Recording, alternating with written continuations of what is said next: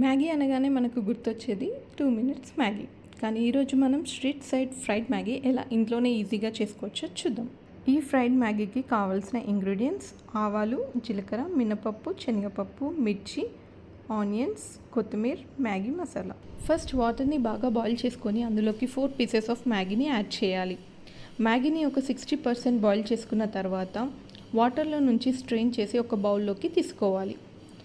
ఇందులోకి లైట్గా oil add చేసి మిక్స్ చేసుకోవాలి సో దట్ మ్యాగీ అనేది స్టిక్కీగా ఉండకుండా వస్తుంది.